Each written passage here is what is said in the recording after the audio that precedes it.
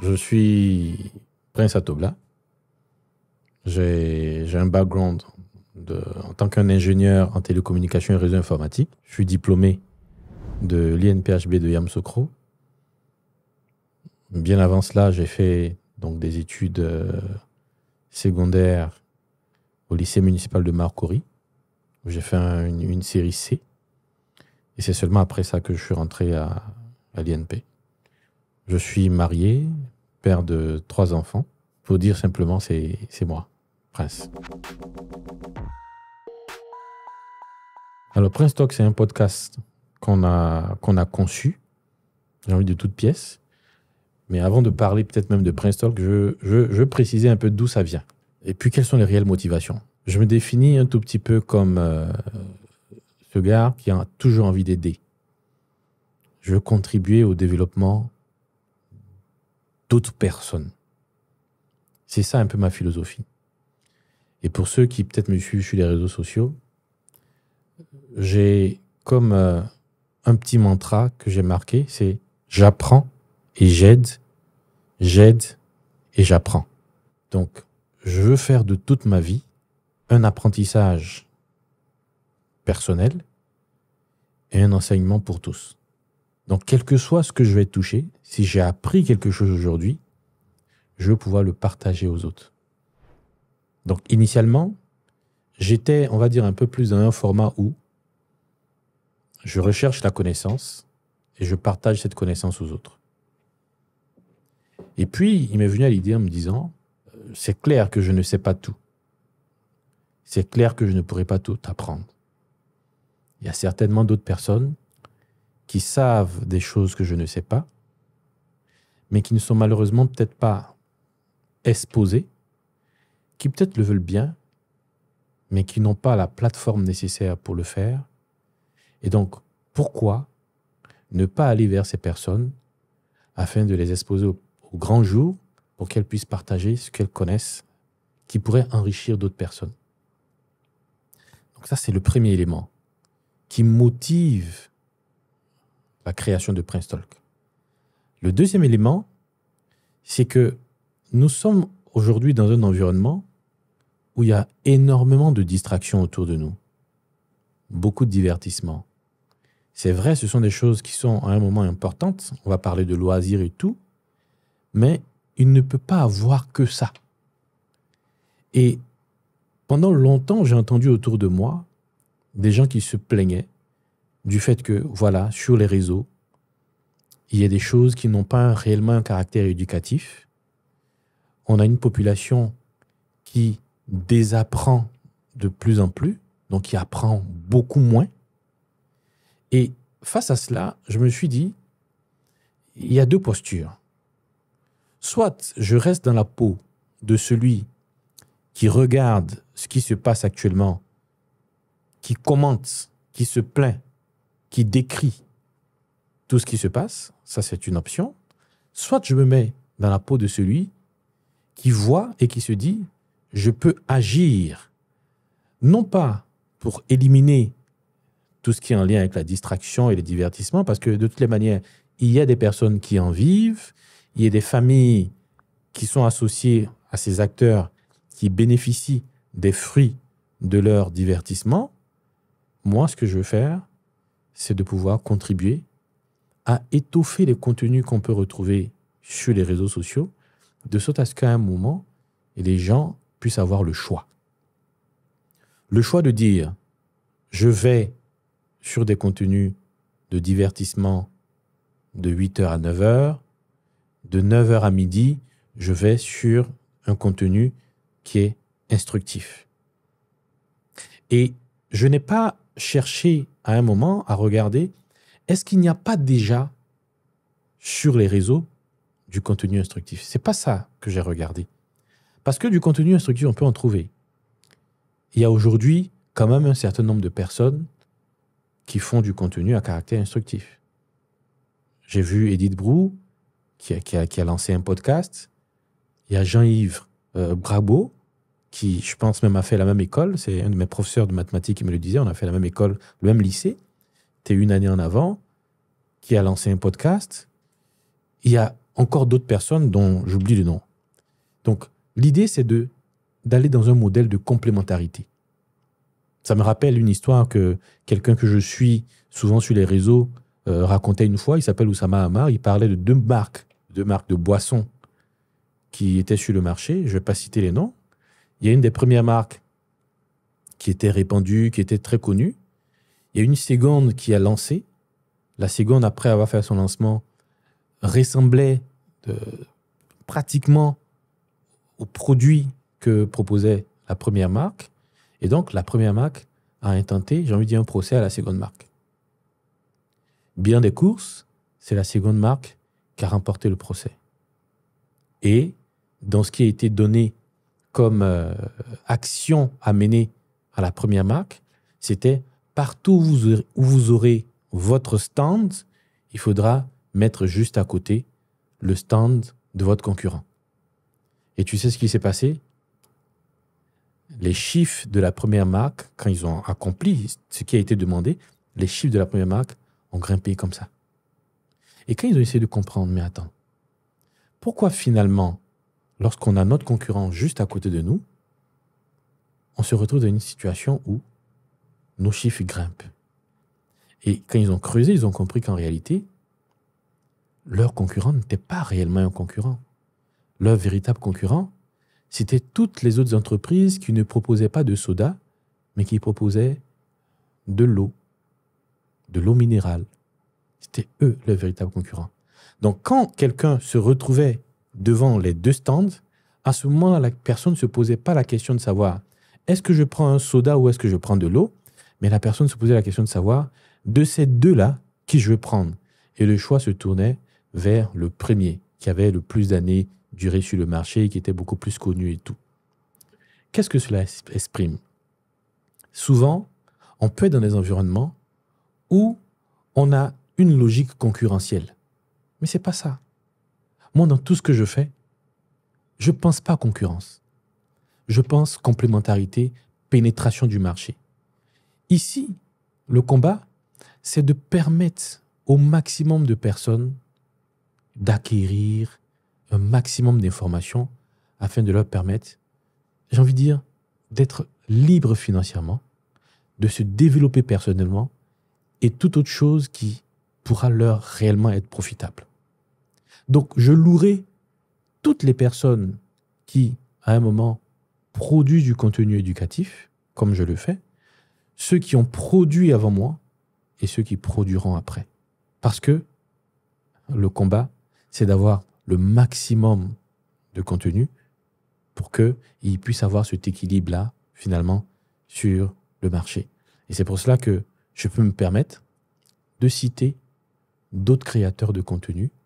Et quand je dis, c'est une habitude que j'ai, moi, je suis libraire, c'est-à-dire je propose aussi des livres, je suis partenaire avec la maison d'audition de Nouveau Horizon, mais il ne m'a jamais manqué ou ça ne m'a jamais échappé de recommander des livres d'autres librairies que je qualifie non pas de librairies concurrentes, mais de librairies partenaires, lorsque soit je ne dispose pas de ces bouquins, parce que pour moi, le plus important, celui qui veut le livre, il faut qu'il puisse y accéder afin de pouvoir avoir accès au contenu qui pourra l'aider. Mais si je regarde que dans ma besace, en me disant, ce dernier, si je l'envoie là-bas, finalement, je ne pourrai pas avoir la rémunération, je suis en train de perdre un client, pour moi, je serais en train de mal jouer. Donc, Prince Talk a été conçu dans cette logique-là. Premièrement, on a ce désir de partager ce qu'on sait. Deuxièmement, on veut pouvoir créer un équilibre sur le marché de l'information et de la communication. Proposer un maximum de contenu qualificatif, de qualité, pour que les personnes puissent être, in fine, indépendantes. C'est ça. Et pour continuer, j'ai envie de dire, avant Prince Talk, on a essayé des choses. Moi, je me rappelle encore, comme je dis, j'ai un background technique, donc je m'amuse à toucher les caméras, les micros et tout. Pour la petite histoire, Depuis 2012, je suis sur YouTube avec un certain type de contenu, mais ce sont des formations que je dispense dans le domaine dans le domaine IT, Information Technology. Et donc, depuis 2012, vous pouvez retrouver un peu plus de 70 vidéos que j'y ai postées, où on touche tous les sujets en lien avec les réseaux informatiques. Les retours que j'ai obtenus, et pour dire, hein, c'est vraiment dans cette même marche que nous sommes, tous les retours que j'ai obtenus, ce sont des retours positifs de personnes que ça aide énormément. C'est du contenu que ces personnes se seraient retrouvées peut-être en train d'acheter ailleurs, mais que ces personnes obtiennent, j'ai envie de dire, pratiquement gratuitement sur YouTube. Donc, depuis 2012, j'essaie d'être en face de la petite caméra de l'ordinateur, en train de taper des commandes pour permettre à d'autres personnes d'avoir accès à ces informations. Et comme je le dis, ce qui motive, c'est ce désir d'aider. En réalité, c'est l'amour pour les autres. Je me dis, j'ai cette grâce d'apprendre peut-être un peu plus facilement. Et donc, je vais essayer de distiller plus facilement. Et comme je disais, donc il y a eu ça. Après cela, j'ai créé un concept du nom de l'Africain inspiré où j'ai acheté un appareil professionnel. Je me suis rendu dans la résidence hôtelière de ma sœur, en zone 4. J'étais dans un canapé avec un invité. On a parlé d'immobilier. On s'est filmé. Il y avait quelqu'un d'autre qui avait un second appareil, mais qui n'était pas un appareil professionnel. C'était un iPhone. On avait les micros DJI connectés, son impeccable, intéressant. Et puis, je me suis buté à un problème. C'était quoi le problème? Le problème, c'était que il fallait que ce soit moi, par la suite, qui fasse toute la post-production. On a enregistré pratiquement 2 heures de vidéo. L'autre qui a filmé avec le téléphone, il a filmé avec le téléphone en vertical au lieu de filmer avec le téléphone en horizontal. Donc, il faut pouvoir gérer ça. Il faut récupérer le son d'ici, de mettre là. Je me suis rendu compte que ça prenait un temps fou. Et à un moment, je me suis dit, je ne peux pas franchement continuer comme ça. Il faut que je trouve une autre option. Et moi, j'avais carrément abandonné. Et puis un jour, j'ai un ami qui, pendant un échange, il me dit, tu sais, Prince, quand je te regarde, je pense que si tu lances un podcast, ça va être bien. Un podcast où tu es là, tu parles et tout. Je lui ai dit, bon, je pense que moi, j'ai plus envie d'inviter des personnes. Il dit, non, c'est que toi qu'il faut être mis en avant et tout. Je lui ai dit, oui, c'est bon, il n'y a pas de problème. Mais pour moi, le contenu est plus important. Après, la personne qu'on voit, bon, ça, c'est... Mais les gens ont besoin du contenu. Et on peut plus facilement s'identifier à des personnes qui sont d'horizons divers plutôt que de s'identifier qu'à une seule personne. Cet ami, je vous dis, son nom, c'est Jean-Jacques Kofi, un frère. Il a une boîte qui exerce dans le domaine du marketing et de la communication. Le nom de sa boîte, c'est J-Connect. Donc, il me vend l'idée. Et je lui dis, tu sais, Jean-Jacques, j'avais essayé, mais vu que c'est moi qui devais être au four au moulin, je ne pouvais pas. Il m'a dit, Prince, tu sais, avec les multiples choses que tu fais, si c'est toi qui dois gérer la caméra, gérer la post-production, même si tu penses avoir un tout petit peu de compétences pour le faire, tu ne vas pas t'en sortir. Je lui ai dit, c'est vrai, c'est même pour ça que j'ai abandonné. Pour la petite histoire, j'ai jamais vendu l'appareil parce que je savais que je n'allais pas tenir. Et il m'a vendu toute l'histoire. Il m'a dit, Prince, il faut qu'on recherche un studio de podcast. On a fait un peu le tour de la ville. Il était présent avec moi ici, chez Roland, à Abidjan Podcast Studio. On a regardé, l'endroit nous a accrochés, on a eu les échanges, et puis, je lui dis, il a travaillé sur toute la stratégie, accompagné de son collaborateur et, j'ai envie de dire, collègue et ami, Yohan Zézé. Et aujourd'hui, on a lancé Prince Talk. On ne peut pas imaginer le soulagement que de savoir que tu viens, tu te poses dans un endroit, tu finis ton speech tu rentres à la maison et après, tu as le résultat de ce que tu as fait. Ça soulage. C'est vrai qu'on pourrait dire, oui, c'est budgétivore, mais depuis 2012, comme je vous dis, je fais des vidéos qui sont sur YouTube. C'est gratuit. Pour dire que je suis prêt à donner, en tout cas, ce que je peux dans la mesure de mes possibilités pour aider. Et le projet sur lequel je suis, je dirais, à fond aujourd'hui, c'est Prince Talk. Donc, ce qui motive Prince Talk, au-delà de tout ce que j'ai dit, c'est déjà de 1, permettre à tous ceux qui cherchent leur voix, la voix V-O-I-E, tous ceux qui cherchent leur voix, de pouvoir la trouver à travers les différents intervenants qui passeront sur Prince Talk. Secondo, il y a des personnes qui cherchent à avoir un repère.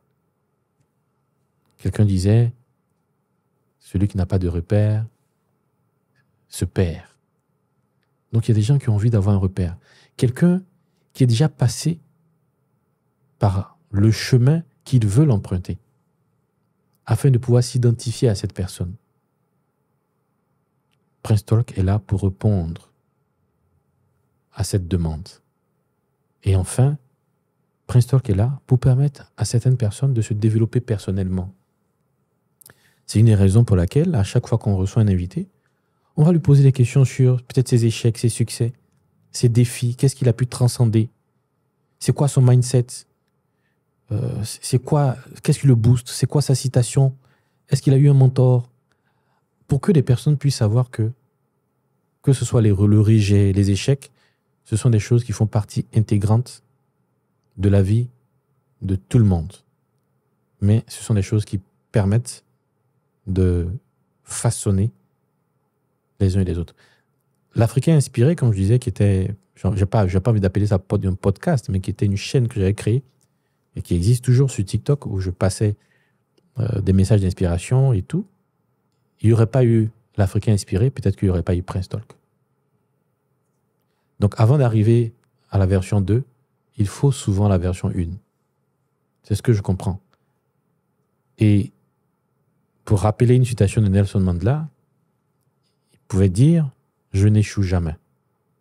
Soit je gagne, ou soit j'apprends. » L'Africain inspiré n'est aucunement vu pour moi comme un échec, mais ça a été un tremplin pour que je puisse trouver cette version avec Jean-Jacques, cette version qui pourrait permettre au maximum de personnes d'avoir et du bon contenu et aussi un bon contour, donc un bon visuel. Donc le contenant aussi, il doit être beau, il doit être approprié. Et c'est même une des raisons pour laquelle je ne cesserai de remercier cette maison qui nous accueille, qui est Abidjan Podcast Studio. Ici, on aura du contenu de tout type, différents types d'invités.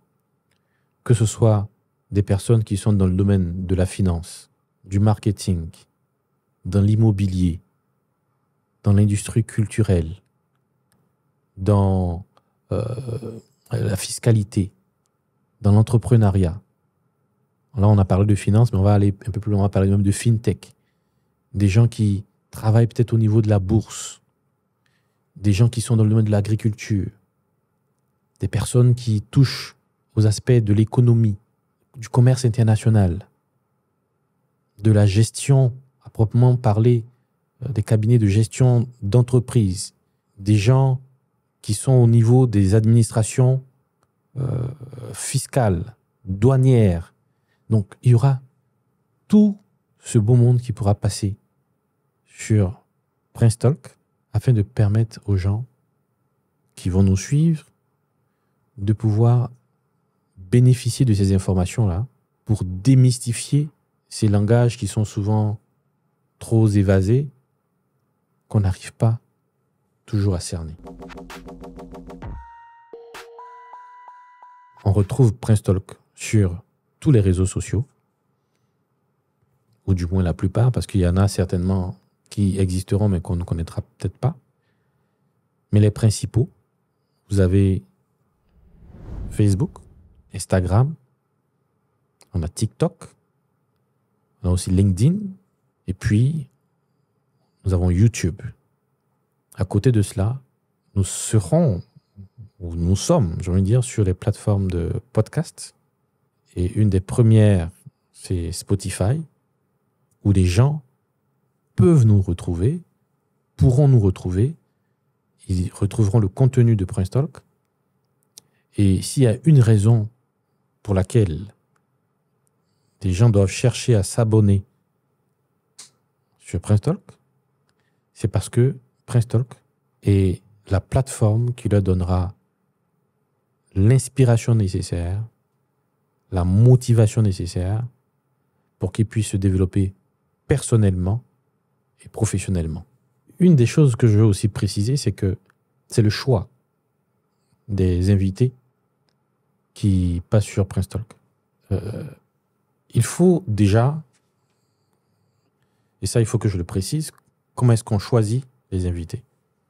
Déjà, ces invités-là doivent être des personnes avec qui j'ai un certain lien. Ça peut être un lien qui est proche, ou ça peut être des personnes que j'observe de loin depuis un certain temps, que j'ai pris le temps d'étudier, et pas que moi, aussi les équipes avec lesquelles je travaille, et qu'on souhaite avoir sur Prince Talk pour décortiquer un peu plus ce qui les motive, comment est-ce qu'ils arrivent à réussir ce qu'ils entreprennent. Et à côté de cela, il pourrait y avoir des personnes qui, d'un point de vue spontané, vont se déclarer en se disant « Je veux passer sur Prince Talk ». Il y a plusieurs canaux. Soit les personnes nous contactent à travers les réseaux sociaux, par Messenger et tout. Soit elles nous écrivent à notre adresse email qui est contact@princetalk.com et nous partagent ce pourquoi elles veulent passer sur Prince Talk. Et nous, on fera notre due diligence, on va étudier le dossier, on va analyser, et puis par la suite, on pourra les programmer sur Prince Talk. Une chose aussi que je veux préciser, c'est que dans la diffusion des épisodes du Prince Talk, on aura une approche un peu différente peut-être de ce qu'on a l'habitude de voir. C'est vrai, nous allons fonctionner en saison, mais pour nous, dès qu'un épisode ou des épisodes seront disponibles, nous allons directement les publier afin que ces épisodes-là soient disponibles à tous nos abonnés, à toutes ces personnes qui regardent Prince Talk.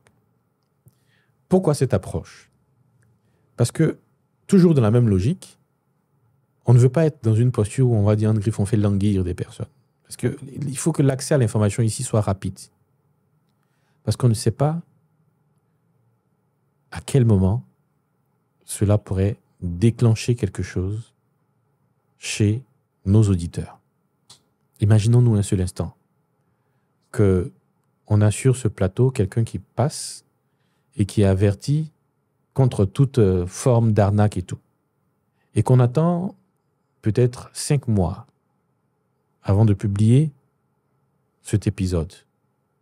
Mais il y a peut-être une personne qui, juste 2 mois après, va se retrouver en train d'aller vers un système dit peut-être de Ponzi, une arnaque, et qui n'aura pas bénéficié de ces conseils avisés de ce speaker qui serait passé sur Prince Talk. Donc nous, au-delà d'un fonctionnement classique, dès qu'on a le contenu disponible, on le met sur les réseaux et ça sera à nous après d'animer afin que les personnes cherchent à consommer ce contenu qui, comme je l'ai dit, va leur permettre d'être libres,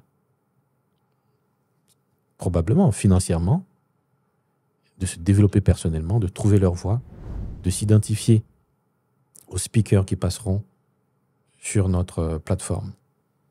Et donc pour finir, je veux inviter tout un chacun à ne vraiment pas hésiter à consommer Prince Talk.